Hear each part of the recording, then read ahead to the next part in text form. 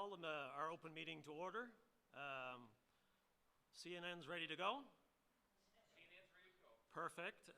I'd like to welcome Bernadette Cole-Gendron. She's our solicitor that was talked about this morning as we were going through and dealing with some of the issues. Welcome. Obviously welcome to the school district, but also welcome to our meeting. She is going to be acting as our parliamentarian, as my enforcer to the rules. Which is always good, because sometimes I get questioned, and I like to have somebody who can back up the answers that are coming forward. Thanks everyone again for taking the time the weekend to come out here. We've done some of our business sessions or our discussion study sessions this morning that looked at how students were doing and achieving over this past year, and looking at methods of how we can and what we need to do in order to start the process for improvement next year, which is really what we're all about when we're at this particular exercise. We also got a chance to do some more work on our review of the Schools Act so that we can provide timely input to the minister when that actually gets done in the House and we get opened up. That said, everyone's received their package for today. Can I get a motion to adopt the agenda as presented, please? Moved by Tom, seconded by John. All in favor? Aye. Those against? Motion carries. I have consideration for the board minutes from June 16th. There was an email that was sent to all the trustees and you as the chair requesting that an item be put on the agenda, and it isn't on the agenda, and there hasn't been an official response. So are we going to add that item to the agenda, or what's the process that we... Adding the items to the agenda, when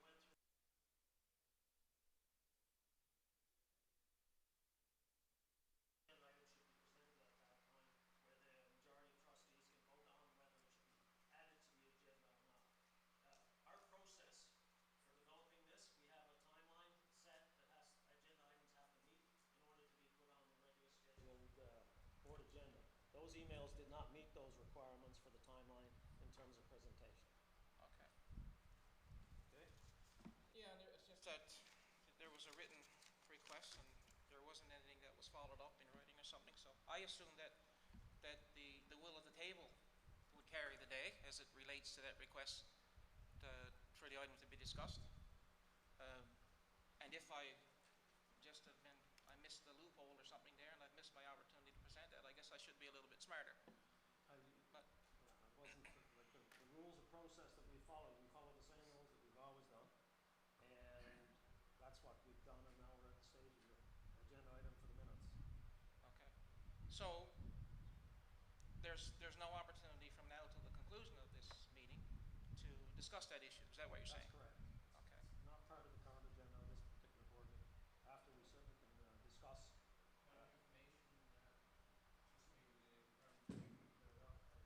questions coming out of the minutes and discussion from the minutes, you could talk about it then.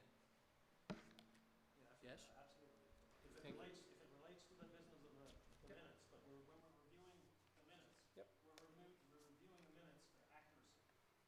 We're not redebating the minutes. I don't know the last time you did a meeting, but there's always business arising from minutes that you have a discussion on. But I'm just saying the technical part, we've had the discussion on most of the items that were in the minutes. Yep. And unless there's specific items that actually come out of the minutes as new business or as business arising, then we deal with them. I think that's very important. I mean, I've been in meetings with this group where items have been presented and the table voted whether or not, and it's my understanding that the vote has to be unanimous and that everybody has to support the item being added to the agenda. Now, I guess I didn't have my gun drawn when we got to item 2 quickly enough, and I missed my opportunity. And if that's the case, I think that's very unfortunate. I don't think it reflects very well on what we're trying to do today. But we had the rules in the meeting. We followed the rules, and we will continue on with the meeting. We can have a discussion afterwards, but right now we have a specific order of business. Being a little bit too cute by half, but we'll proceed. Just a quick question. Yep. If there was a vote of unanimity, could it carry forward then? A new agenda item? If it had been presented in the right sequence of the meeting, we already have the agenda adopted as presented. The board, it was unanimous, went around the table. 30 seconds too late. I guess we just missed it. Okay. Okay? All Noted. right. Minutes. June 16th. Any errors or omissions of the minutes?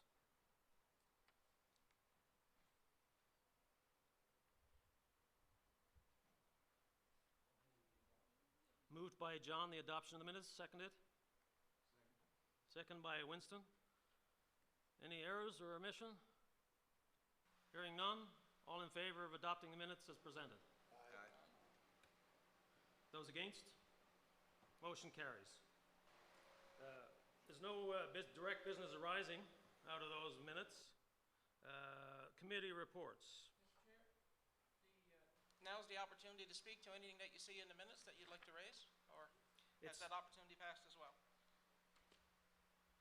If the, and we go to the parliamentarian for clarification, if it's to re-debate what is in the minutes, that was at the last meeting. If it's something directly arising out of this, that's new, that is a result of the discussion here, then it's game to discuss as business arising. Is that the fair assessment?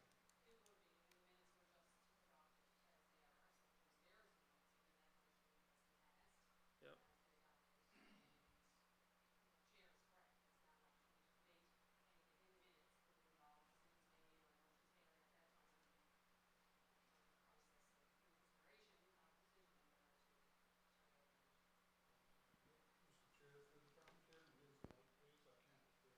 Sorry, Tom wasn't able to hear your. Oh, sorry, yeah, I don't have my, sorry, do you want me to repeat the entire thing? In terms of the minutes, I said the chair is correct in that, I mean, the motion was carried to adopt the minutes as they are. There was no errors or omissions identified. And issues that are in the minutes, to the extent they were decisions made by the board at the previous meeting, they would be motions that were made and carried, and issues would not be open, I guess, for debate or reconsider, except for a motion to reconsider a decision previously made by the board, which of course would be its own motion. Okay. So the next piece on the agenda is the executive committee report, and there's no report required for today because the executive has not met. 5.2, finance and operations report for August 2nd. So I'm going to turn the floor over to Tom. Thank you, Mr. Chair. In terms of our Finance and Operations Committee report on August the 2nd, I'm pleased to present the report. There are 2 items requiring a motion, and I shall outline 2 of them. 5.2A policy on school fundraising. The item had been referred back from the board to the Finance and Operations Committee for review at the June 16, 2018 meeting. School-generated funds, that's funds raised, collected, and or generated at the school level or in the name of the school, are considered district funds, and the district is therefore held to the same standard of accountability and transparency in the management of these funds as any other type of public funds. Given the volume of funds that are generated at the school level and the legislative and accounting standards required to be met, the possibility of non-compliance with these standards poses a significant risk to the board and the district. The intention of this policy is to ensure all employees involved in school-generated funds activity, particularly school administrators, the employees responsible for the management of their school-generated funds, are aware of district expectations with respect to school fundraising. Trustee Keith Collington addressed concerns and requested to have item 17 of our policy, and that is fundraising or seeking donations for jerseys or uniforms in return for advertising on the jerseys or uniforms or on school property is prohibited. Our committee amended that policy to reflect that this not be prohibited, but left to the discretion of the school councils and/or school administrators. General discussion among trustees and committee members indicated that they were in agreement with amending this item, and it was felt that the donations garnered by allowing companies to advertise on jerseys and uniforms are beneficial to schools, especially school sports teams. It is also noted that prior to the merger, some boards had allowed this particular means of securing donations for school sports, while others did not permit such methods of fundraising. Concerns regarding the appropriateness of this particular fundraising method were raised by the ADE, Finance and Business Administration, Student Transportation, Terry Hall, and Director of Education, CEO, Tony Stack. Public perception, conflict of interest, and potential need to make available to all were among the main concerns, as well as the fact that there would have to be limitations to which companies would be acceptable to have advertising on a school jersey or uniform and school property. Examples of unacceptable companies would be fast food restaurants, any business or company affiliated with alcohol, and potential vendors who would be bidding on contracts with the district, and so on. So the motion that is coming forward from our committee is that the board approve the adoption of the school fundraising policy as in your documents presented by the Finance and Operations Committee. So looking forward to a motion and a seconder for that motion. So you moving this motion? Yeah. Refer to also to your draft, because the draft says that otherwise. Number 17, that draft has changed. We're amending the draft to take out number 17 as amended. So any questions on that? I will certainly... Any questions around the table? You're moving that motion, right, Tom? Yes, I'm Okay. moving that motion, Okay. Mr. Chair. Question, John? Or I need a seconder, I apologize. Seconder for that motion? Chair. Keith, okay, discussion? John? I just had one question regarding discretion of school council and/or school administration. So are you saying it's one or the other? Or you're saying, Yes, one or the other. Or both. I would probably prefer the wording to change and, because I think that needs to be in cooperation with the school administration. The amendment has our committee presented. Okay, any further discussion? Hearing none, we call for the vote. All in favor? Those against? Motion carries. Okay, thank you, Mr. Chair. We moved into 5.2B, Eastlink easement, Swift Current.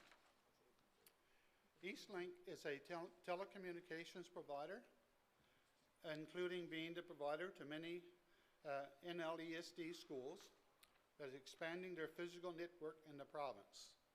To this end, they require a telecommunications cabinet in a Swift Current area. Eastlink requested permission to place such a cabinet on the perimeter of the Swift Current site at no cost to NLESD and no impact to the school. Power would come to the cabinet via an existing Newfoundland power easement. District staff have no objection to allowing Eastlink to locate said cabinet on our site. The motion that we're bringing forward is that the board approve the easement of the Swift Current Academy site for use by Eastlink, provided it is at no cost to the district and does not adversely impact the school as recommended by the Finance and Operations Committee. I will move that motion, Chair. Okay, do we have a seconder? We have a seconder with Wayne. Any discussion? Hearing none, all in favor? Those against? Motion carries. Thank you, Chair. That is the report for the Finance and Operations Committee. Okay, thank you for that.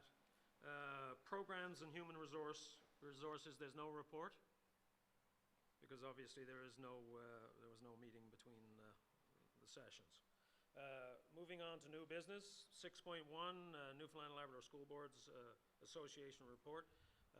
This will be a verbal report, and the Canadian Congress, Canadian School Boards Congress, took place in Halifax about a month and a half ago.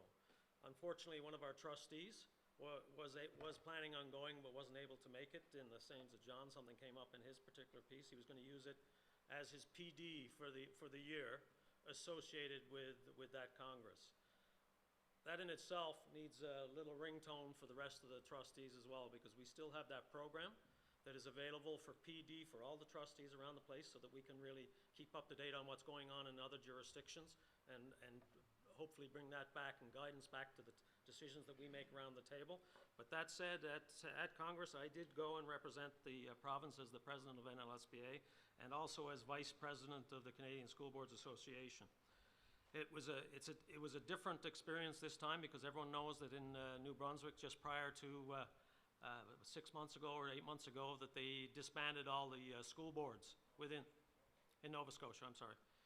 Disbanded all the school boards, which meant that the organizing committee who had been working and doing due diligence on this CSBA for a number of years no longer existed and no longer had a role to play within this group. Interestingly enough, with Canadian Congress, there are two parts. There's an Aboriginal component, and then there's the Canadian regular component. Within the Nova Scotian structure, the Native component was still active in terms of support from government. So that particular session went ahead with the supports of the Nova Scotian provincial government, and funded. The Canadian school boards, what happened in the context of Nova Scotia is Ontario stepped up and actually hosted the conference on behalf of the now defunct Board of Nova Scotia. As part of the process, obviously, right across the country, there is restructuring going on in most of the provinces, which means that where there used to be large numbers of boards, there are now fewer and fewer, which means that the number of delegates that are coming from across the country to Congress is starting to shrink a little bit. This particular year, there was about 250 participants, delegates, good representation from out west, good representation from Ontario, and with the expanded membership in the Canadian School Boards Federation with the Francophone boards in Quebec, the numbers are starting to grow, but it's a different group.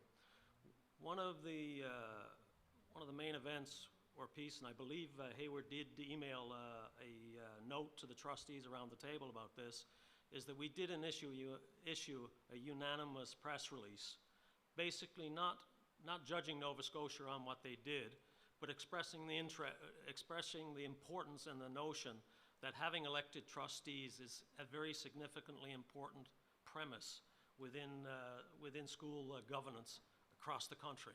And having that elected voice absolutely is critical in making the decisions, as we've seen at this table, that have the ability to reflect on what's going on the ground, and it's just not an immediate government reaction to something that is going on in their world as opposed to the student world. So this was received and did get some national coverage across the board. But it's more raising the flag in Nova Scotia so that the boards that were there before in government can see. I would suspect down the road that you're going to see some reevaluation of their position as it relates to this decision recently. Whether it won't be the construction of a lot more boards, but I would say you'll probably start down the road to see the injection of elected trustees back in the city system because it makes political sense. That's my evaluation, but from the discussions and some of the points that you could see there. So that was the main focus out of the sessions there. We have the same challenges going on in Quebec, where they've tried once to get rid of the English school districts and school boards, and they mounted such a fight they were able to turn it back. But they're going to election again, and it's back on the agenda again after the election to try and do it. So there's a clear move right across the provincial structures across Canada to try and take the elected and numerous school boards out of the system in order to bring the governance and control closer to government. So that push is certainly going the opposite direction from the elected trustees. Outside of that, it was a normal Congress. The discussions around the table, or the PD sessions, obviously legal liability, there was a lot of discussions about comparing what's going on in the different jurisdictions, because although we were early into it, we came out the other end with still elected trustees, which other organizations didn't do in some of the Same thing is starting to happen again in Saskatchewan. They're starting to review their system and getting the pushback there. You're starting to see the same changes now that there's a government change in Ontario, with the same process starting to take hold there. They're trying to diminish the numbers and take the elected trustees away. So it's a story that you're going to hear more about, and I guess the takeaway from the Canadian school boards this year, everything tends to be is moving and is in transition at the moment. We had an executive director for the Canadian Association that resigned, and so there's no paid staff. If you've been watching or in the employment papers over the last couple of days, you will have seen the expressions for interest for the new executive director coming out, and we're going to be processing that over the next 6 to 8 weeks in trying to get someone back in the seat, especially at this time when so many of the provinces are having so many challenges. That will be coming. The next important item is that in September, the Canadian school boards will be meeting in St. John's for their board meeting on the 23rd, 24th, as an annual rotation that moves around the country. It's significantly important because they also want to come and see how and what happens and how we're functioning as a single board across a large geographic area here. So it'll give them hands-on experience in order to see that particular piece.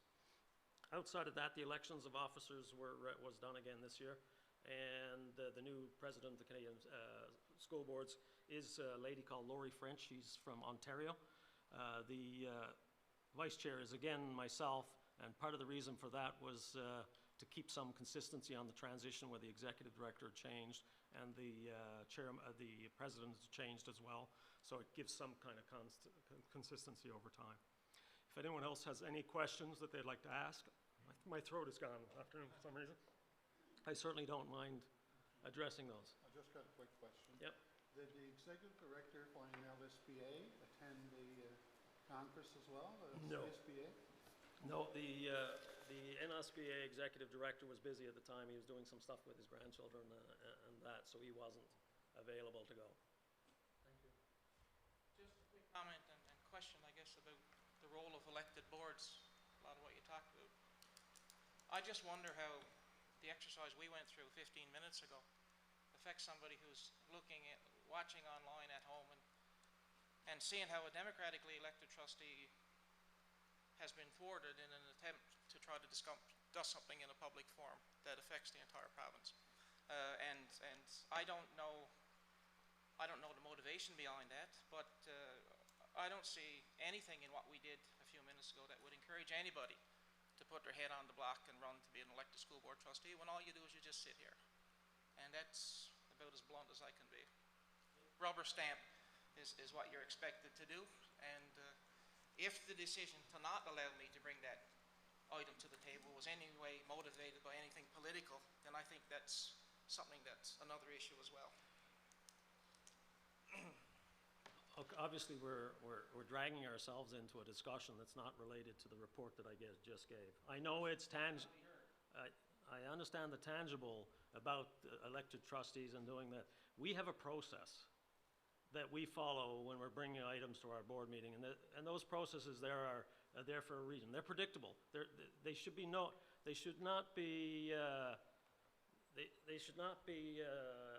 unexpected for anyone around this table. Like, they're written in our Constitution and bylaws, what we have to follow when we're bringing items to the table. And there was we followed the process that we always do, and that's what we did. You have to have processes. And from my point of view, there's no politics in this. If you want to go down the road and do this, you follow the processes to do it. If we make a decision, the decision of the board is made a decision. It's not a Granwy decision or anyone else. It's a decision of the board.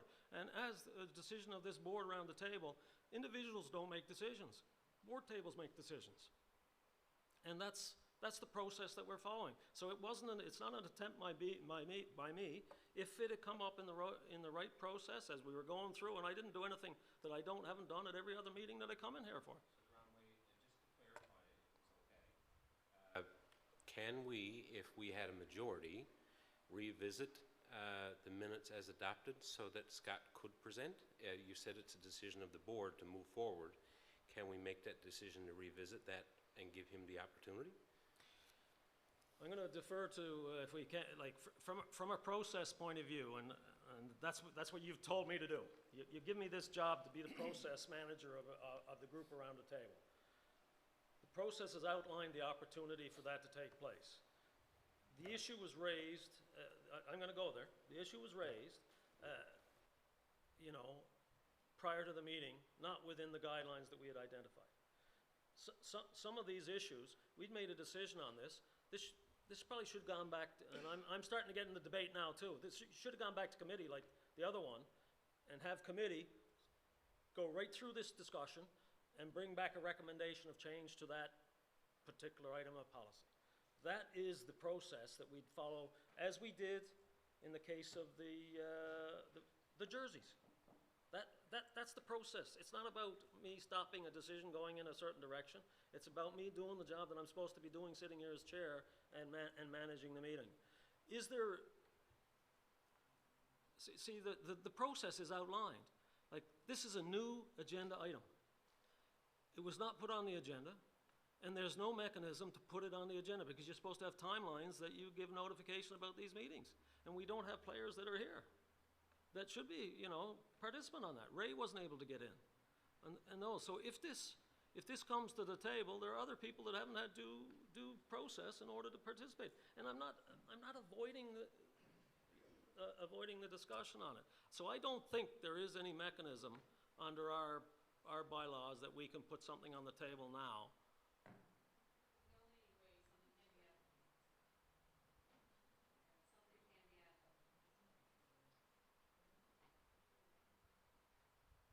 Set out, of course, in the bylaws of the school district that the only way something can be added to an agenda is if a motion is put forward to do that during the adoption of the agenda, which has to be done, and that has to be carried unanimously by everyone, of course, at the table in order to be added.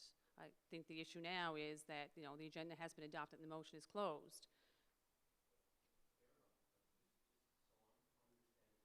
And I'm not trying to bog down in this. I just want to know the rules myself as well.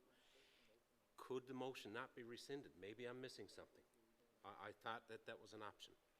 There's an option a motion can be put forward to reconsider a decision. Any motion that was up previously carried, excuse me, that motion has to be made by someone who voted in favor of the original motion, and has to be, I believe, subject to, I certainly might have to confirm that, it's not a majority vote. I believe it's a 2/3 vote in order to be able to, a motion for reconsideration.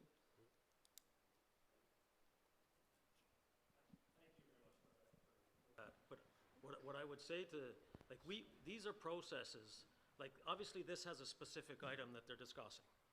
And we'll have hundreds of these over the next number of meetings or whatever.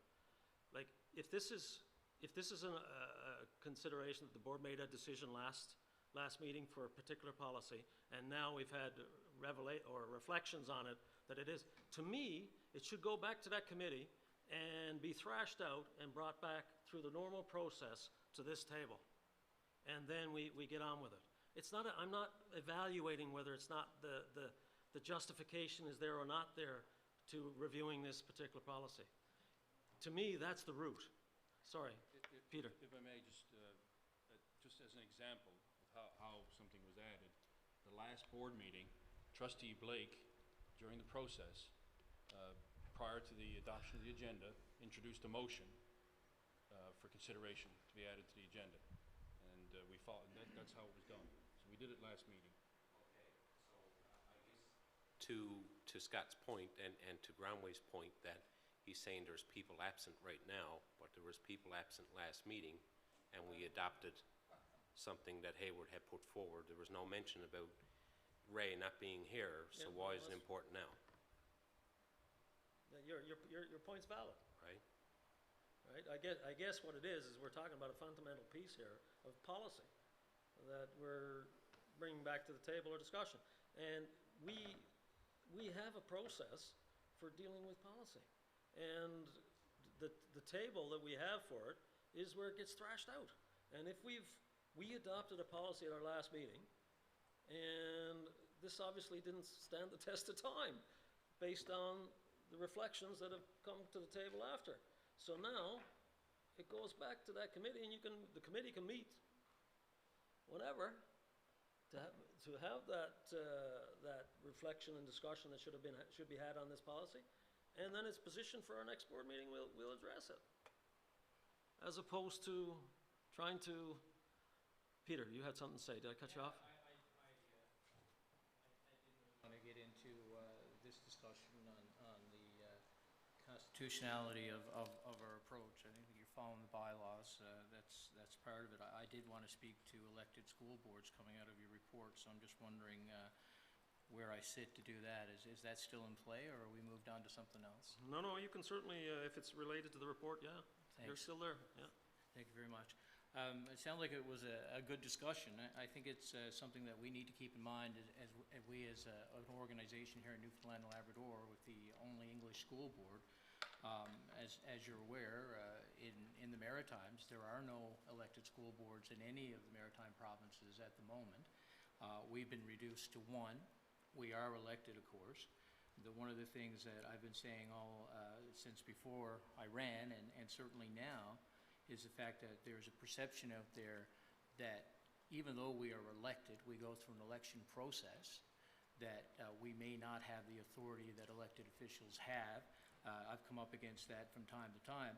But most importantly, I think that it's really important that if we passed a resolution through the national organization that maybe we should consider as the Newfoundland English Board passing a motion and submitting that information to our own Minister of Education to let them know where we stand as an English district, that we want to remain an elected body into the future.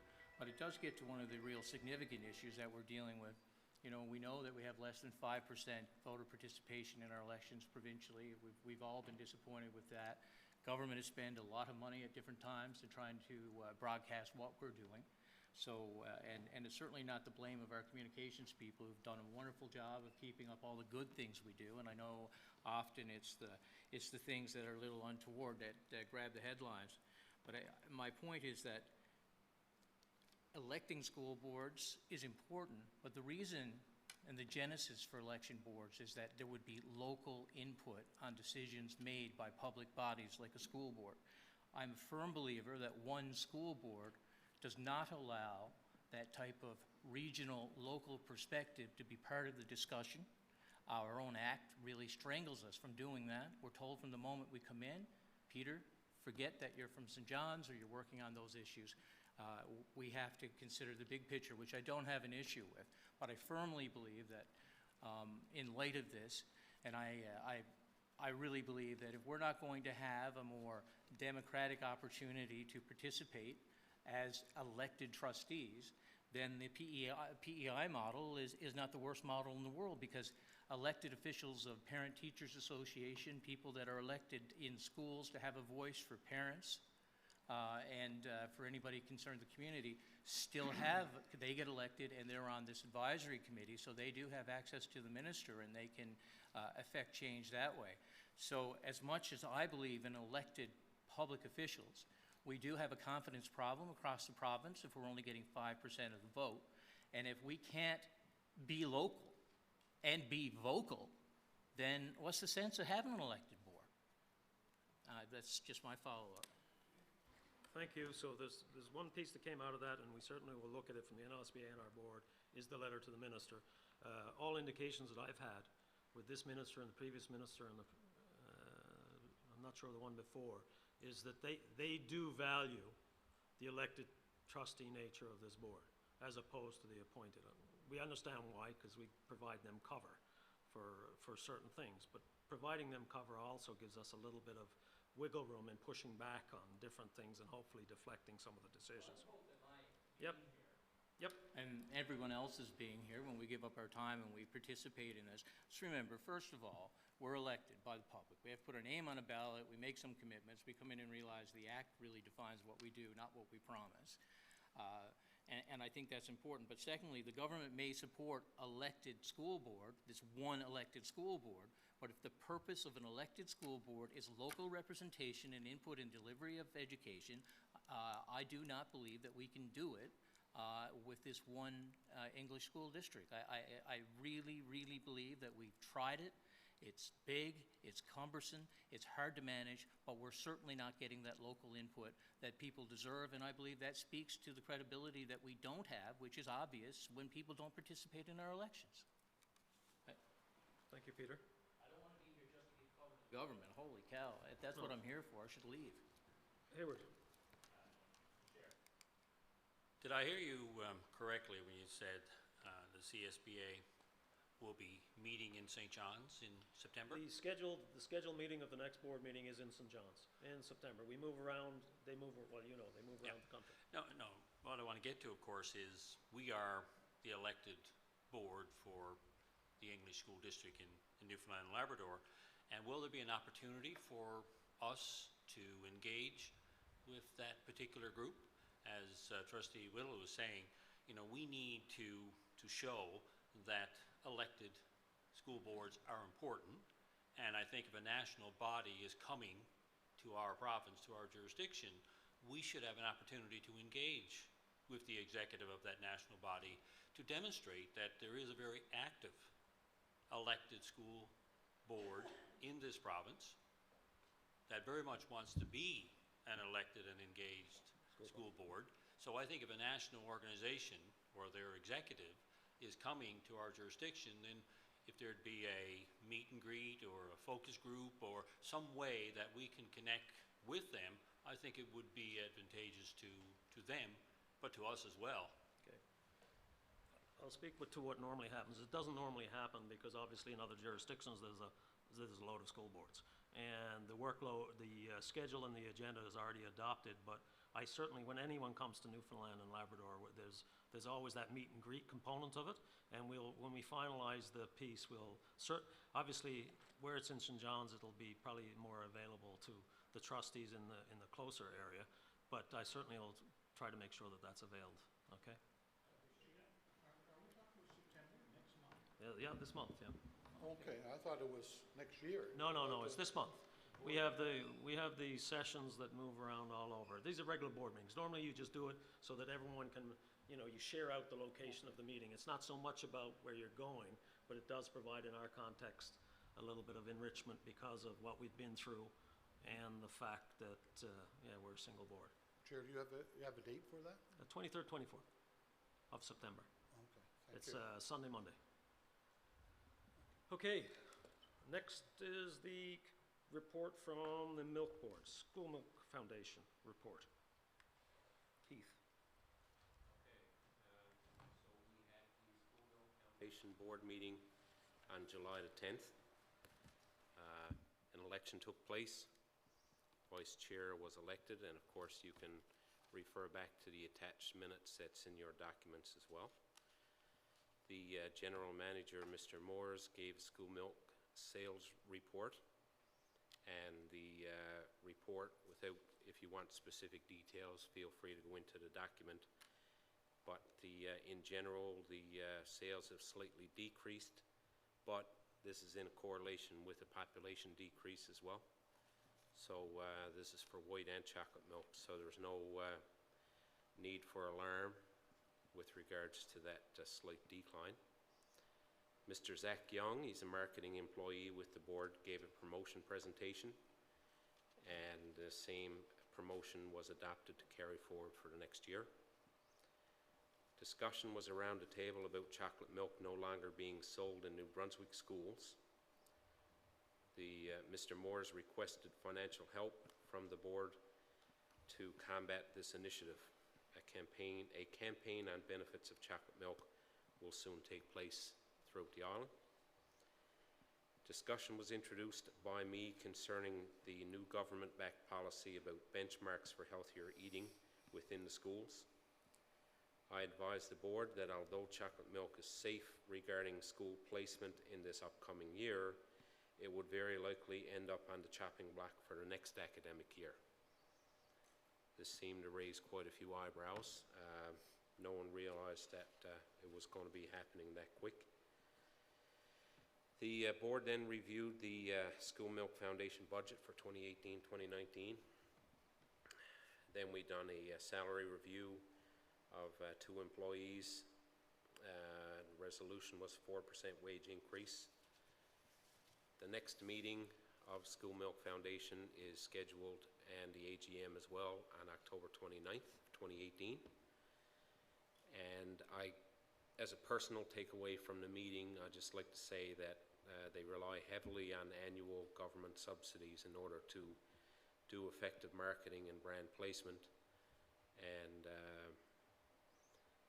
it seemed to me that the members, as I said, were totally blindsided by the fact that it is highly likely that chocolate milk would be banned in schools in Newfoundland, Labrador in the very near future. So, as I said, they're going to be trying to be somewhat proactive, slightly reactive, when it comes to trying to keep their brand in the schools. So that's it. Keith, any questions regarding the? Are we really considering moving chocolate milk out of schools? I don't think, Tony, you can correct me if I'm wrong, I don't think there's anything formal with specifically saying chocolate milk, but the move afoot is to be more conscientious from a nutritional point of view, and obviously that would affect chocolate milk, right? Yeah, no decisions have been made. We are subject to an audit by the Auditor General's office with respect to healthy eating and healthy activities, 2 separate audits that have been suspended. And we expect that there'll be more rigid rules around the things like chocolate milk or sugary products in schools. So, this comes as a bit of a surprise to me. I know that we're working towards ensuring better offerings in the schools for our children. I understand chocolate milk is less sugary than unsweetened apple juice. Calcium is good for your teeth, and there is a little caffeine in chocolate milk from the cocoa plant, of course. But, if kids are drinking milk and getting all the benefits of milk, there's not a huge lot of sugar in it, says the guy with diabetes. I'm just surprised that we would look at that. Does the Auditor General have a dietitian on staff or anything like that? Like, where do they get the expertise to tell us what we can eat and what we can't? Well, and we're just looking into the future, Peter. They've asked us some questions, and we're just surmising that there are going to be some tighter regulations recommended. It's not a decision of the district, and no decision has been made or no report has been filed. And in fact, the report is not really even written yet. It's the activity, the audit by the Auditor General was suspended temporarily. Now, I'm not sure when it's going to resume. I expect that'll be after they submit a major report that they're involved in right now with respect to the district. And we'll take our guidance from those recommendations. But because I just say, just a quick response there, I was on the school milk board previously, and when you look at the great corporate support we get to ensure that we have nutritious options in our schools, so we're not having Coke and orange juice and stuff like that, and the programs that helps fund and the cost savings that we get, I think it's very important that before anything the AG suggests or anything else, that there is an opportunity for us as a board or for the AG to talk to the dairy industry and ensure that, throwing out things to say how unhealthy it is. I mean, let's face it, we all know that we're mammals and this is cow's milk, it's not human milk, so there's always that issue whether we should be taking it into our system at all. But certainly, when you look at the support we get from the dairy industry and we sit on their board and everything else, I just hope that any decisions that are made or even considered are run by them first so that, we make sure we've got the right information and we're not hurting an industry that's helped us in the past, that's all. I had a question pertaining pertaining to the Auditor General's report or review, would that include the school breakfast programs as well, the volunteer programs? Because I know that there have been concerns about the kind of food and beverage that's being served by the volunteers in the mornings as well. Verify that exactly, Trustee Gill, but we believe that it's the scope of the audit includes all healthy eating activities within the school, including activities that are related to special events and not just what the vendors are providing. So my understanding is it's a full range audit. Just to follow up to that question, I'm just wondering, is there any consultation with the Kids Eat Smarts program? Because I've been a coordinator in the past myself, and I know that getting kids to have breakfast, including chocolate milk, is a very important aspect of that morning program that we have. So, I think this is another example. Like I'm coming back and I'm not starting the policy debate again. Oh, sure. This is a perfect example where we've got to have a committee.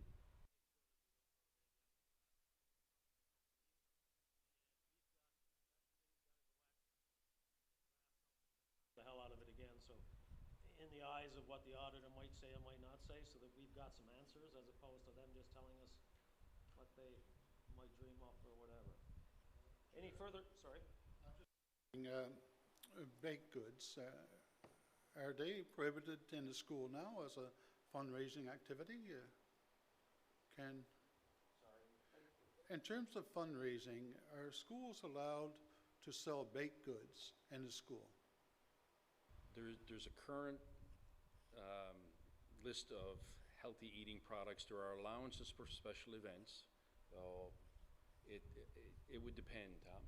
If there's a special celebration right now for some event in the school, for example, I've seen it where school naming, where somebody's doing a ribbon cutting and there's a large cake presented. So there is allowances for it. It just, and that's currently in our policy. What recommendations we're going to get from the Auditor General, I don't know. We'll have to look at those and see if that's still possible after that. Thank you.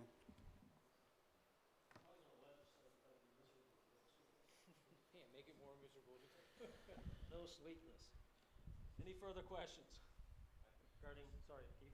Just like to add one more thing for you fellow trustees to think about. I don't know if you were aware of a letter that Ms. Kendall had sent regarding the school in Beta Spear, and she had a response back from the AG office.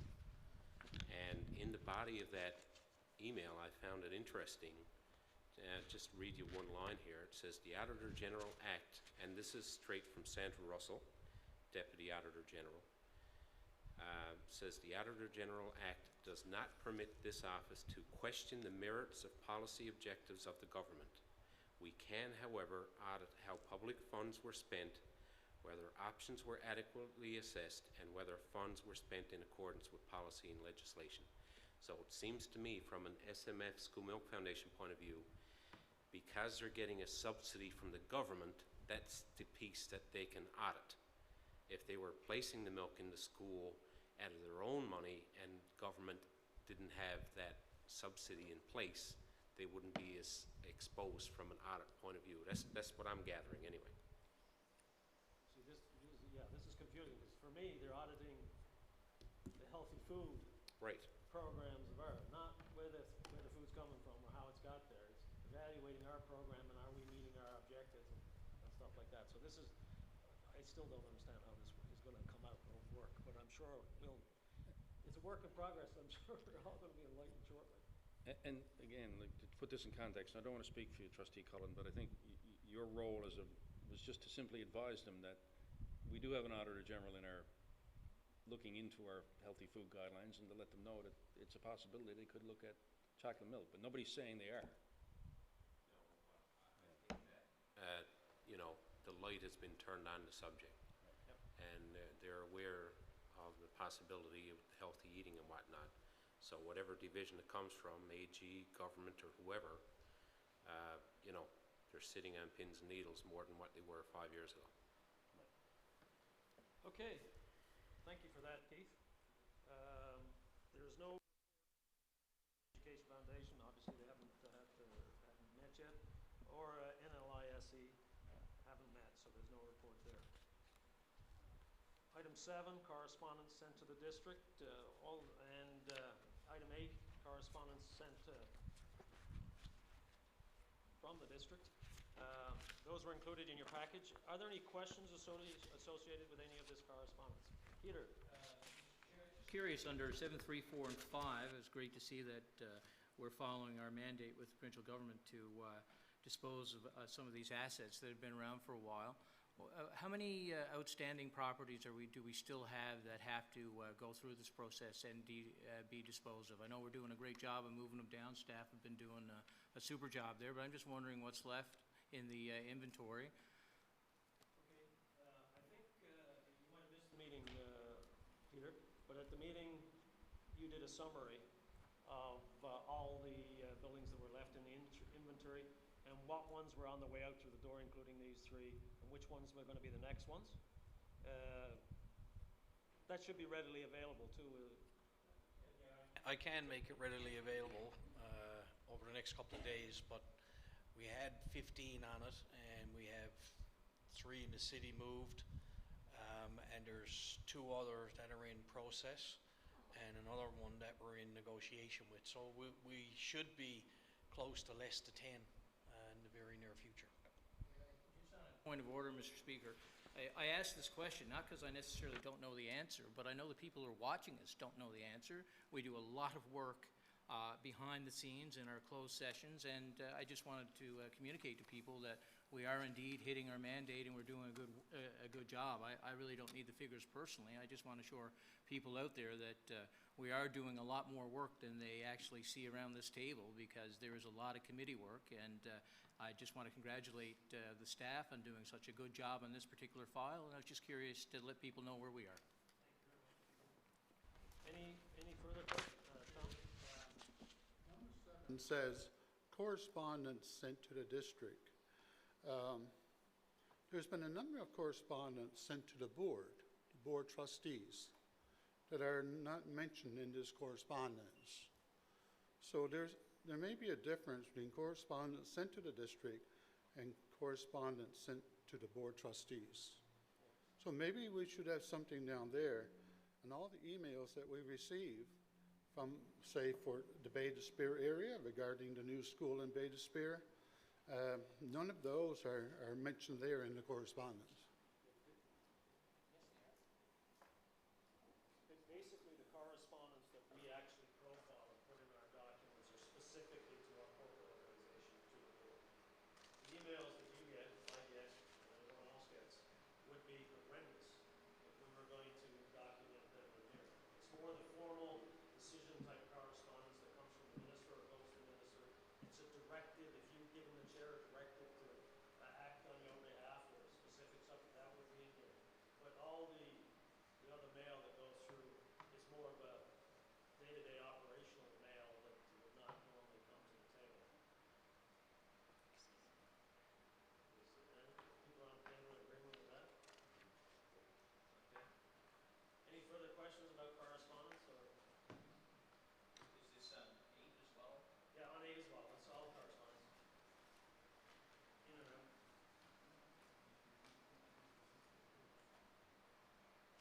Let me just look through again. Did we do the appointment from council in the rep session, or have we done that yet? 8.1.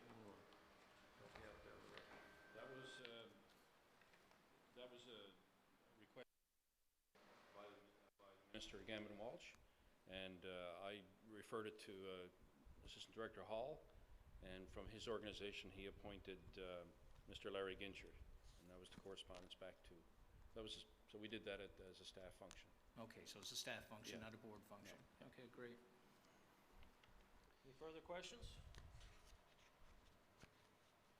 Thank you for that. Next item on the agenda is 9, the director's report. Tony.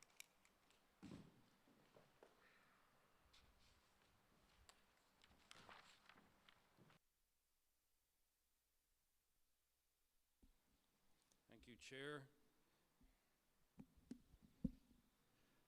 Okay. So the director's report, most of this report is focused on school readiness, given the timeliness of an August meeting. Each of the divisions have had their own preparations, and the other part of this presentation will be leaning into some of the things that are on our radar that will appear very early in the school year. So this is a very good news. The Department of Education has partnered with Brilliant Labs, and I know a lot of that was carried in June, and you've seen some of that in our trustee updates. We're pleased to note that using the funding for 2 itinerants, we've hired 2 teachers to be coding itinerants who will be working in various parts of the district, throughout the district. The intent is not to do this wholly virtually. In fact, what they want to do is actually physically go and travel to the various schools and do coding exercises with teachers and students in the classroom. So this is a great initiative, and we're looking forward to what they can help us with respect to coding. Brilliant Labs is also, what we did was we were able to carve out some office space here in this location, in DCC office, and that's where they operate out of as a headquarters. We've also repurposed program specialists that we had previously working with Power School, and Power School has been up and going now for a while, so we've repurposed that position to be looking at the district technology plan and a focus on technology. In terms of the Premier's Task Force implementation, there are 10 program specialists hired now, 5 dealing with literacy, and 5 for mathematics. So they're going to kick off with a 2-day closeout session on September 5th and 6th to launch the initiative for our phase schools that these program specialists will be supporting, in addition to all the other schools in the province. And the phase schools are 21 additional units for reading specialists embedded in those 39 schools. Now the smaller schools with students less than 45, they don't get a reading specialist, but what we've done, this was recognized as an oversight, because they didn't get any staff bump, we've actually carved out 3 positions so that a quarter unit can be assigned as instructional resource to help those small schools out with respect to reading.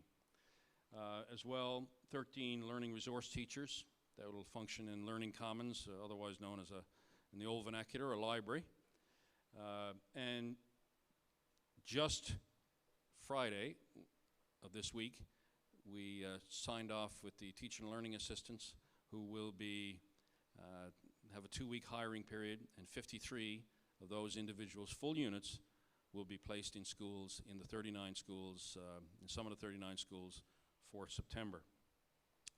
As well, we're pleased that our initiative, your initiative, and a lot of it came from the board direction and guidance with respect to discretionary funding to invest heavily in BAS kits and LLI kits. The department has recognized the value in that and has supported the phase schools, at least, with updates to those kits. So the department and the district are now well in line with respect to what needs to happen around literacy. We're very encouraged with their support and participation. In terms of summer professional development, in this very room, I attended a session in July, and it was standing room only. There were 70 teachers that came out on a hot July day, and that's been repeated in other parts of the district for these various sessions.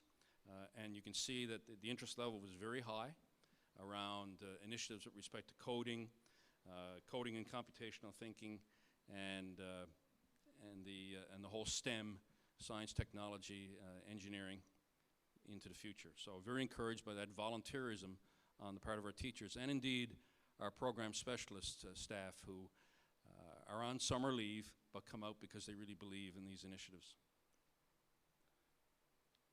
And a couple of tweets from some of our participants. And these were held here in Gander, Bonabrook, and there was some sessions as well in Labrador.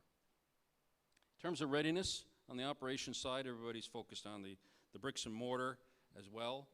And St. Peter's Primary will have a new gym which will be able to be occupied in September. It's always difficult to do a project on a restricted site, so there are some tweaks that we have to make, but happily they will have a new gym. Corner Brook Bus Depot, due to the fire a number of years ago, is in preparation for tender. St. Peter's Junior High, their additional gym and upgrades to the old gym to turn it into a cafeteria, that's set for September. East Point Elementary, there is work ongoing to eventually reclaim the space where the former school was and also come up with a state-of-the-art playground for that facility. Beta Spear Academy, we're awaiting a consultant appointment for that one. Gander Academy, a few years ago Gander Academy was split and we created Gander Elementary. Gander Academy is the old school. There will be a phased project to eventually replace that, and there's some demolition occurring. The tender for that is out now. Paradise Intermediate, a new school for Paradise, tender soon. Coley's Point Elementary, new school in that area in the western part of the Avalon, tender soon, we're told from TW. Mobile Central High, the extension is underway. And also of note, we are in regular contact with Department of Transportation Works regarding Bishop Field Elementary. In the interim, they will continue to be housed at the former School for the Deaf on Topsail Road. These are just a sampling, and I won't read all these, but suffice to say that there's a number of contracts and our own personnel engaged, as well as TW personnel engaged, in improving the sites around the province for our schools. And this happens, of course, taking advantage of the fact that the buildings are not occupied during the summer. So quite a bit of work in upgrades. In terms of human resources, quite an active area from May 25th until now and ongoing right up until the end of August. We'll be doing the hiring, over 1,200 jobs posted, and so far we have 284 jobs left to fill, but on track to have all the positions filled for September. As well, the substitute teacher allocation, or teacher listing is being filled. In terms of finance, a lot of work around the training for school finance with respect to secretaries and school administrators, ongoing routine things, but also some new initiatives, as well as a update to version 2 of the school accounting handbook. Quite a bit of work, and kudos to Terry's staff for working with schools to get that out. Student transportation, not a busy, not a greatly number of new contracts this year. We had a couple of banner years these past few years, but this year still some contracts coming up. 12 regular contracts and 56 alternate to be awarded. One regular tender in process and one alternate. So pretty much ready to go. Bus Planner, so this is software that helps us do route design. With respect to our contracted routes around the province, we're at 76% complete in terms of the design of those routes at this stage. Fully complete on the alternate side. For the district operated areas, and of course there's no district operated busing in the eastern, so I only refer to Labrador, Western, and Central. We're on track to be complete. Labrador is pretty much done, and Western and Central at 80%. Safe Pupil Training is continuing to be upgraded. This was introduced a number of years ago, and good success with that and updating the videos and getting our drivers, whether contracted or board-owned, trained in this area. With respect to documentation, driver documentation, we have an in-house system now built so that we can capture where we are with respect to driver documentation. And this will be a great tool for the district to do quality control checks, but as well to aid the contractors in showing them in real time exactly what's lacking or maybe lacking or deficiencies that they have to meet before they can meet our safety requirements. As well, we have been aligning, doing some route adjustments. We have the 1.6 area, which is often referred to as a walk zone, but We call it the Family Responsibility Zone. There is a courtesy seating protocol in place to deal with students that reside inside the 1.6. And we are making sure, again, with a view to safety and compliance, that buses are only operating on publicly maintained roads, not private roads. In terms of just a comparison, this is a bit of helpful data with respect to the 1.6 as we compare nationally. For Newfoundland and Labrador, all students outside the 1.6 kilometer area are bused, but in terms of some other provinces, they delineate between primary, elementary, and high school and junior high. Yep.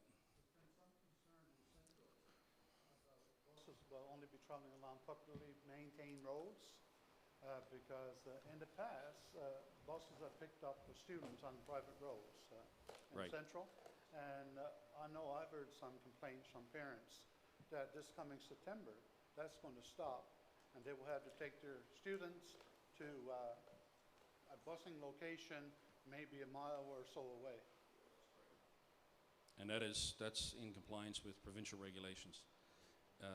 If we operate outside of that, and whatever went on in the past, in new contracts or in now using our route design, from a liability perspective, we can't go there. So that's the policy, and that's what I'm trying to highlight. So there have been some changes there. Yeah. Okay, that's not just in Central, it must be. No, it's in other parts of the province as well. Yeah. In terms of leaning forward into this year, we're really excited with the Premier's task force and some of the Phase 1 schools. We're going to learn from those schools. They're enthusiastic. We've already had a 2-day session with administrators, and there's other professional learning planned for the early fall. Certainly the introduction of the teacher learning assistants is a banner moment in the history of the district. I should also point out that due to our attendance drive last year, our focusing in on attendance, it got the attention of the Child Youth Advocate, and they are actually working on a report with respect to attendance, and we are fully in support of that and in collaboration with that effort. There's some meetings planned for later this week on that topic. So very encouraged to see their uptake of the issue as well. In terms of the Auditor General, I referenced that earlier. There is an Auditor General doing a major report that's been underway now for the better part of 2 years. Can't give you an exact timeline as to when that report is due, but we will brief accordingly when that is concluded. It's in the final stages. Leadership meetings. Next week we have all of our directors of schools, our managers, directors of the various divisions in here in this facility for a few days to go over September readiness and to do some professional learning leaning forward. And as well, we're doing our professional development planning for the year in this period here. A lot of pre-work has already been done. We're just fine-tuning exactly who's going to deliver it and what, where, and when. With respect to the Center for Distance Learning and Innovation, we've had it, we've driven it around for a year, we've kicked the tires, we've figured out some of the ins and outs, and we think we can leverage the capacity of Center for Distance and Learning and Innovation to actually help with our delivery of our professional learning to our staff. There are also some opportunities to expand CDLI delivery, perhaps down into the intermediate range, as well as the nature of the course delivery, to give more selection, more variety to students in the future. And finally, I'll leave with this thought. There's been a lot in academia recently and a lot in educational research and a lot of our professional learning. We've had people go away and attend sessions. All of our senior staff have been provided with the book on the side there, Deep Learning, by one of the preeminent researchers and educational leaders in the country, or indeed the world, Michael Fullan. And this confirms a lot of the good things that we're doing already, but by focusing on what we call the 6 C's: collaboration, critical thinking, creativity, citizenship, communication, character. So those 6 C's are basically areas of deep learning that we're going to focus on, supported by some new pedagogies, partnerships with different learning organizations, and really expanding the learning environment, leveraging what we can do digital. And I already referenced CDLI. This is something that we're leaning into. It's not a new turn or a change in our strategic direction. It is reinforcing what's in our strategic direction now and simply adopting the lexicon, the models that are with respect to deep learning to at least validate and emphasize where we are having success, and hopefully leveraging deep learning type activities to get at the very core of our business, which is student achievement and improving student achievement. Subject to questions, Mr. Chair, that is the Director's Any report. questions? Wayne? Reference this morning to deep learning and Michael Fullen. If this is going to be the basis of some of our work this year, could we get a copy of that book? I mean, I know Michael Fullen, but I've never heard of that book before. You know, we do have a number of, we've purchased a number of them for our senior staff, but we can certainly see what's in the program's budget as Lucy looks to Terry for additional support. Okay.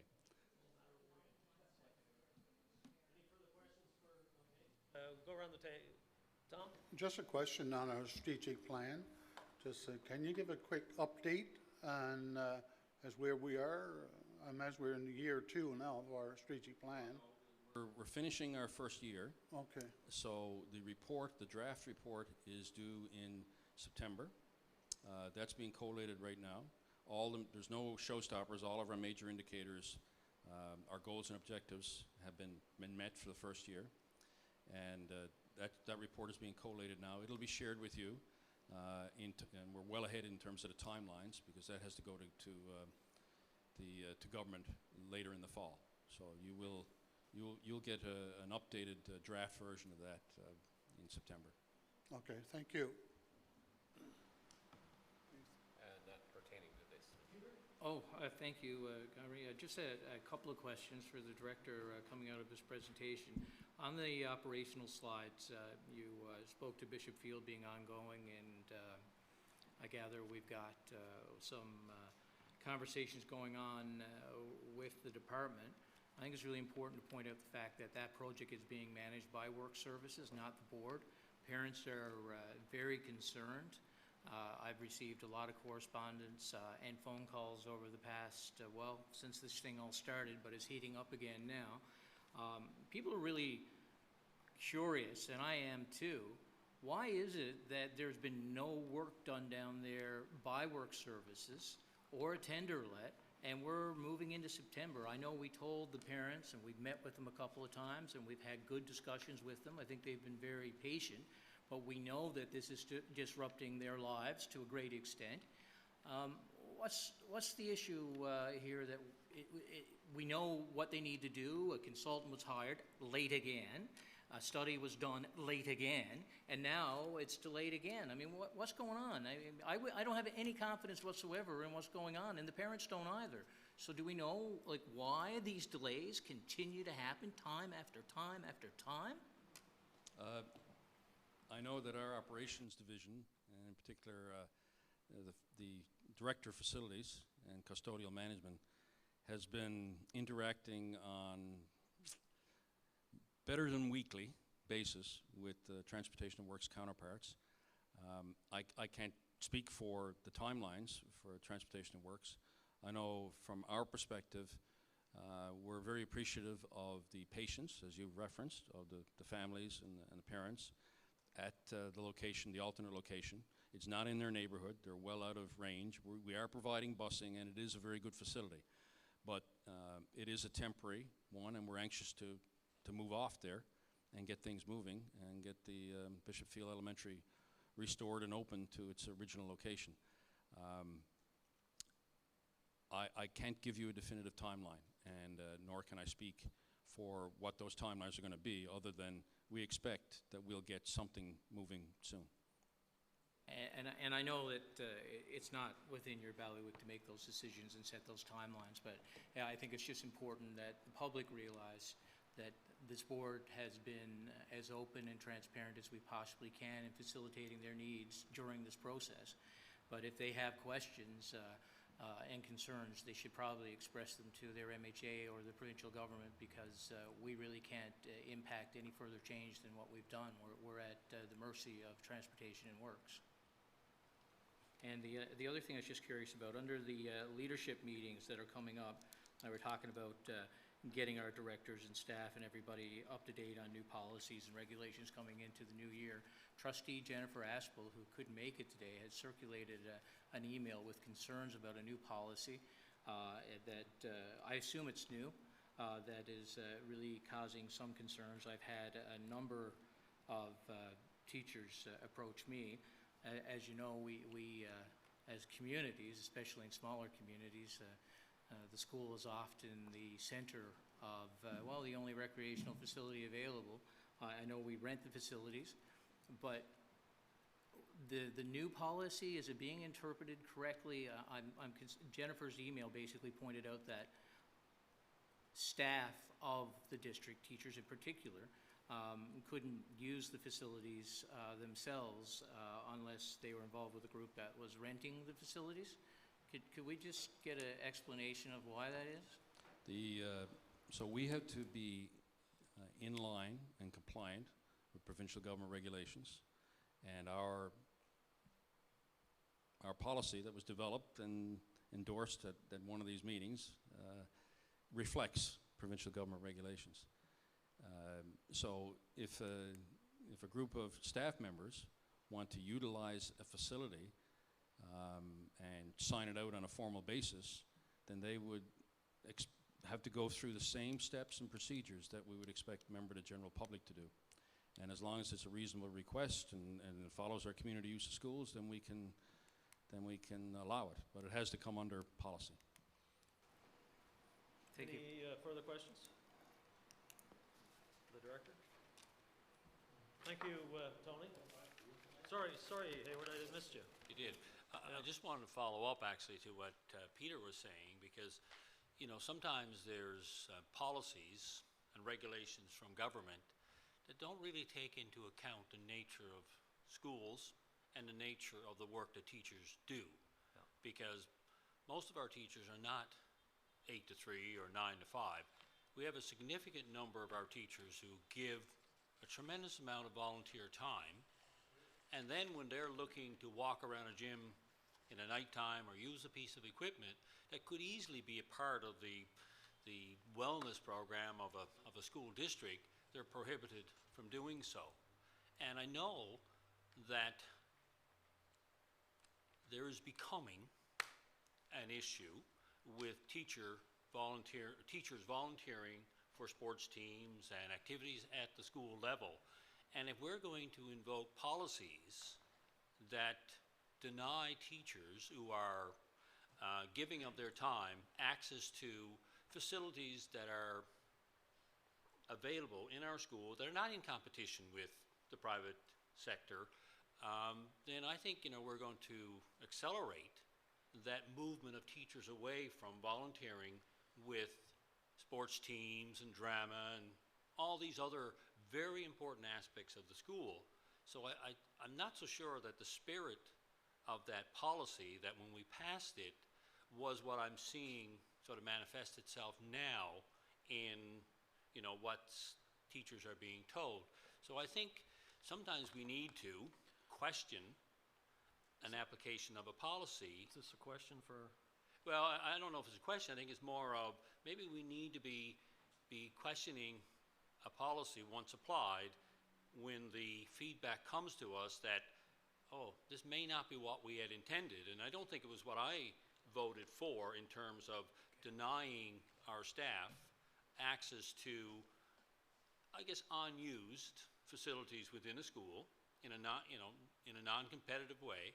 That it can't be all of one and nothing of the other. If we want our teachers to volunteer, we've got to be willing to meet them as well. So I think it's important that we monitor this and see what the feedback is come September, because I know the feedback was moving forward come June, and of course then summer is here, so we're not hearing it. So once September comes and schools do open again, that if there is feedback from our teachers and our support staff, and then I think we need to maybe re-examine that policy in light of that feedback. Absolutely, and before we go on, it's clear that this discussion is something that trustees want to have, and if it's something you want to have, we need to get that committee together to review that very quickly, all right? That's where we need to go with this, so that we can put it on the table, so you can have intent, and Do that, formulate that now to kick it back, or how does that work?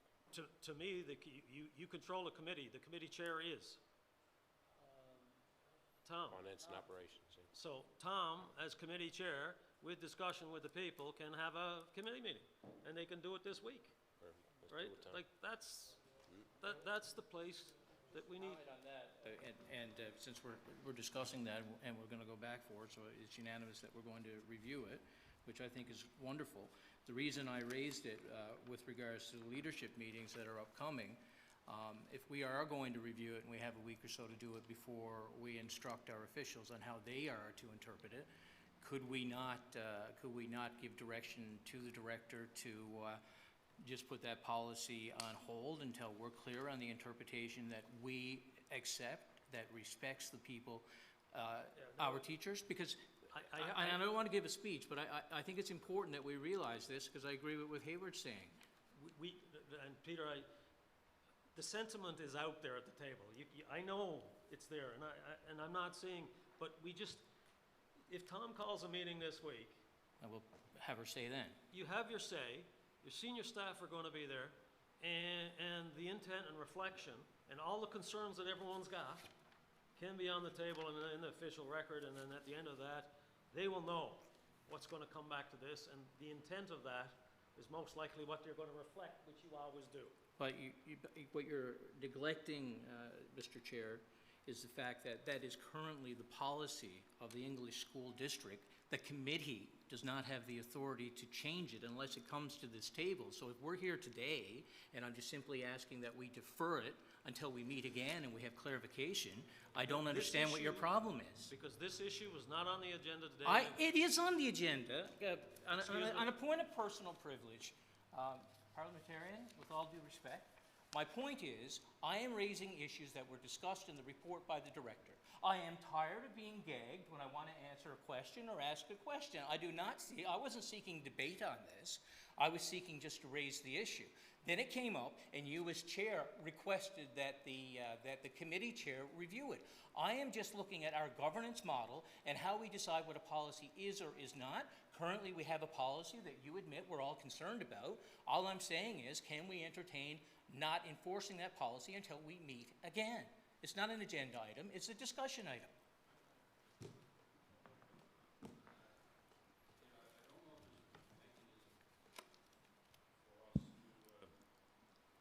Just ignore a policy without going through process, that is a challenge. Now that said, we can take back the language that's currently there and do a check and make sure that how our interpretation is in line. But I would caution, even if you're to revisit the policy, whatever policy you make has to be in line as well with government regulation. That we can't contravene what the government has spelled out in terms of employees and the use of equipment. You know, we have to, there are nuances and there are scales, and we can do that. We can do that as a staff. And may I, sorry, just if you've asked for ruling on it, I guess, keeping with Mr. Sachs' comment, but what you were seeking, I guess, when you spoke, was a decision to defer the application of the policy, which would have to be something on the agenda item and a motion brought to essentially suspend a decision of the board previously made. So that is something that in and of itself could not be brought at this point in the meeting. Lester. Has met to discuss this item again and come back with a new recommendation for the board. Could we hold or call a special meeting to discuss that one item? Absolutely. And do it by teleconference? Back to the process. So We that, have a process so for that we dealing can with do this? it before the school opens? Absolutely. Yep. But what also I'm hearing, and I don't want to get, is there are clear parameters that the staff have to have a discussion about on the regulatory side that we have to be cognizant of. And so there's work here that's gotta be done so we can make this dovetail and work in the best interest of our community, or our school community and teachers and everybody else. So there is work to be done, so I guess not passing the buck, but Tom needs to get a meeting together of the committee as soon as possible with the staff to review this, because it's of a high enough priority of the trustees around the table, so that when that happens, and if you come out with a recommendation and we need a board session, put the board notion in place and we'll get the special meeting going. Tony, you referenced government regulations with regards to this particular piece. Is there any way, maybe I've had it sent to me and I didn't pay attention to it, but is there any way that we as trustees could look at that to make sure that we personally feel that our point is in line before we proceed to the next stage? Terry, what is the name of the document? It's the Conflict of Interest Act. Right. That discusses about how government employees or employees of government agencies are not entitled to abuse their position by using government assets and facilities. So is that available on a link on our webpage, or? Conflict of Interest Act from So I'd government have to is Google it to indeed find it from government. Okay. Connected to the government website, you'll find it. So I can send it to you if you wish. no, I think we can all find it, but I think it's something as trustees we need to look at before we get a meeting on the go with the F&O, and then we'll feel more comfortable with how we sit. That's it. And again, and I'm not saying, I believe in this room, both on the staff side and the trustee side, that there's a will not to throw the baby out with the bathwater on this one. But the discussions have to be In line. you have to come up with a solution. Rather, we can't just try and pound a policy without those subtle nuances so that everyone's on the right page when it comes out through the other side of it. Yep. Terry, Terry? can we send the link of the Certainly can. Perfect. I will do that. Thank you. Any further questions for the director? Again, thank you, Tony. Thank you, Chair. It's greatly appreciated. I know summer's long and the sun is out and you're still working and slaving and school's gonna start and all those good things, but it is greatly appreciated, the commitment that you do over the summer. Tony, but a question in general with regards to professional development. Yep. I've been on the board now for 2 years, and the extent of my professional development so far is probably how I learned to iron my shirt that I'm wearing. I'd like to get more entrenched and learn things. What are other boards doing? What can we learn from them? And I'd like to know, is there a timeline in place to do any of this? Okay, so what I did when I alluded to it earlier, I've asked Elaine to remind me, and we'll send out, there's 4 or 5 different opportunities that you've been able to plug into in the run of a year that you can decide. The way we structured our PD program was that the money that's allocated to you as an individual is cumulative for your term, okay? So where no one's used the fund up until this point, you've built up a nest egg where you can go to something sensible in terms of a professional development and get it covered off. We will circulate that stuff very shortly after this meeting so we can plan. And I would encourage, because just the fact that you get to rub shoulders with other people that are going through similar situations and kind of that, and also the fact that some of the technology and some of the classroom circumstances that you get at some of these conferences are pretty stimulating in terms of getting you motivated to come back and do a little bit more on that side. Any further questions around the table before we? Yeah. Okay. We're getting ready to adjourn to yeah. close. Just want to make a comment, and I'm not sure that I've ever sat in a meeting as a trustee and felt like there was so much resistance to open dialogue as I felt today. There were 2 agenda items that wanted to be added, and we've done everything that we could to avoid discussing them. So on a go-forward basis, would it be advisable for us as trustees to send correspondence to the solicitor so that we're engaging her and making sure that we've got our ducks in a row, so that when we get to the table, somebody's going to say, you can't talk about that because you didn't follow process? Because I'm not into the gamesmanship And as a trustee, I don't bring stuff to the table frivolously. I bring stuff to the table that I think is important. But this has been a learning experience for me, so I've just got some PD, Keith, and wasn't cheap, but I got it. And I'm serious. Like, if I've obviously demonstrated my inexperience today, and I'm not up on the how-tos of how to get your stuff to the table. So are we, as trustees, to engage the solicitor, or whoever's going to be appointed, the parliamentarian, to ensure that we don't get to the position that we're in today, because there's frustration at this table. And those two items could have just as easily been adopted on the agenda and discussed, and the outcome wouldn't have been any different, but the conversation wouldn't have been thwarted like it has been today. And it doesn't belong here. It's not what we sit here for. There is we have to have a process. I understand and we that. have I've to heard the word 100 have bylaws, and times we have today. to have this. What I would suggest, and I would take away from the PD point of view, obviously, the solicitor's role is not to answer all the questions about how to get stuff to the table. Like, we've got that in our bylaws, we've done that. But what would be useful, probably at the next session, is to have a 30-minute session on the protocols that we got to follow in order to get your items to the table, and undo that so that there is no misunderstanding or anything like that. I don't think there was any misunderstandings today, Gronwy. I think there was clearly at least one issue, if not two, that there was folks who didn't want to talk about it.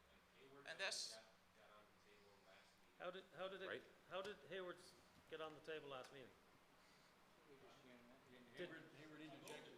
He moved it before He the moved it minutes were on adopted. the agenda to be on the agenda. He followed the process that is outlined, and it was dealt with.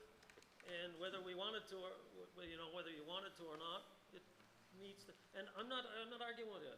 Like, we need to know what those pieces are. 30 seconds every earlier. meeting that I've ever sat in on as a municipal councillor or anything else, the first thing that the chair does after opening the meeting is ask if there's any items that you want added to the agenda. That's all I've ever heard at a meeting, and in this forum, That's not our bylaws, yeah. that's fine, that's fine. It can be our bylaws if we want to change them. Exactly. Absolutely. But at the beginning of every meeting, there's this little bit of gamesmanship. Let's get this out of my mouth and get past this, so that that fellow from up on the Northern Peninsula can't say what he wants to say. No, I don't agree and accept that. That's fine. This is not I me don't expect stopping you to. the Northern Peninsula getting their piece. Well, I Hayward could be from St. John's, but I'm not. Whatever. agreed. Yeah. Doesn't matter where you're from. Okay, so from the point of view of, I think that's worthwhile, like this, the 5 things in order to be able to make sure that any items that are required, what the timelines are and all that, we bring it to the table. The Coles Notes version of how, if there are any issues that come up. So it's not me. You know what? Implementing your rules. Right, and I'm not trying to be nitpicky myself. It's a learning curve for me. But the thing about it is that bothers me the most is that Scott missed it by 30 seconds. If he had said it 30 seconds earlier, it could have been adopted as And an I missed agenda. the last meeting. Right. So my input is the same as Ray's input not being able to be inputted today. My input didn't exist the last meeting, so. All right, so now we're bouncing around and we're going. Is this, Yeah, it's related, but not completely related.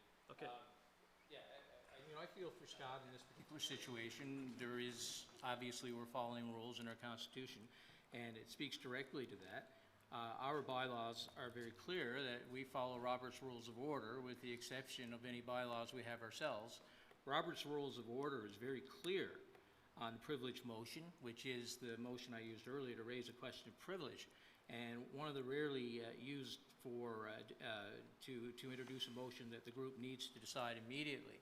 So it's not so much you're trying to haul out a discussion or put a motion on the table, but if it's something you feel that needs to be dealt with immediately, you have the opportunity to discuss it. That's why I felt that issue we discussed before should allow deferment. I'm just using the tools that the bylaws give me, so just to point that out. It's not gamesmanship, it's knowing the rules. any further questions for our director before we move to a motion to adjourn to close? All right, can I get a motion moved? Moved by John, seconded by Peter, that we move to. All in favor? Aye. Aye, we're going to take a little break for a second while the cameras go down and we turn off all the recording instrumentation.